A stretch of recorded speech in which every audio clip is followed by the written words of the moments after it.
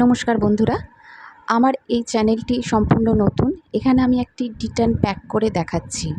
তার জন্য লাগছে বেসন, টক দই।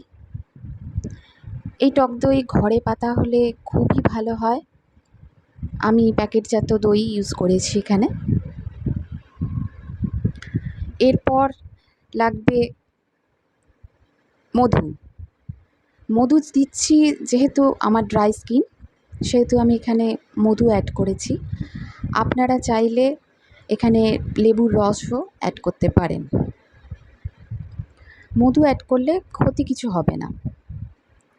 এই প্যাকটি আপনারা নিজেদের ফেসেও অ্যাপ্লাই করতে পারেন, বডিতেও অ্যাপ্লাই করতে পারেন। এরপর আমি এতে অল্প গোলাপ জল দিচ্ছি। আপনারা যে কোনো ব্র্যান্ডের গোলাপ জল ইউজ করতে পারেন। ভালো করে পেস্ট করে নিতে হবে যাতে কোনো লাম্পস না থাকে।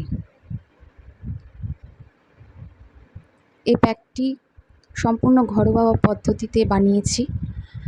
এটা আপনারা সপ্তাহে 2 থেকে 3 বার ইউজ করলে নিশ্চয়ই উপকৃত হবেন। তবে বিশ্বাস রেখে করতে হবে যে হ্যাঁ, আমি উপকৃত হব।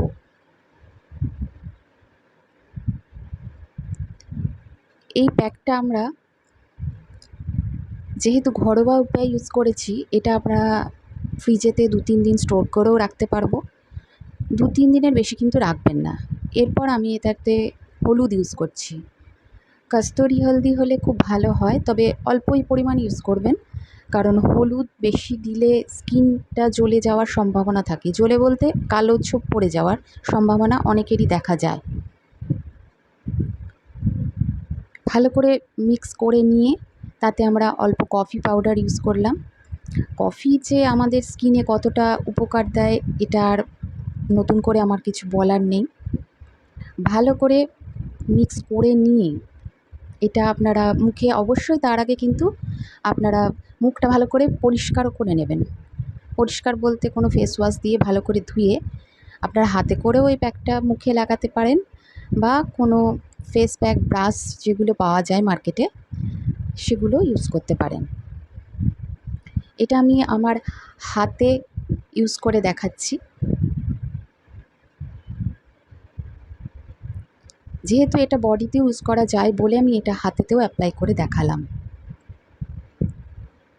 আপনারা কিছুক্ষণ অপেক্ষা করবেন। কিছুক্ষণ অপেক্ষা করার পর মিনিট 20 অপেক্ষা করতে পারেন। তারপর শুকিয়ে গেলে এটাকে আমি যেমন ভিজে একটা টাওয়াল নিয়েছি, বা আপনারা জল দিয়েও ধুয়ে দিতে পারেন। ভালো করে পরিষ্কার করে নিন। এবার নিজেরাই দেখতে পাবেন কতটা গ্লো এসেছে আমার দুটো হাতের মধ্যে। আপনাদের এটি ভালো লাগলে চ্যানেলটি অবশ্যই সাবস্ক্রাইব করবেন, লাইক করবেন। নমস্কার।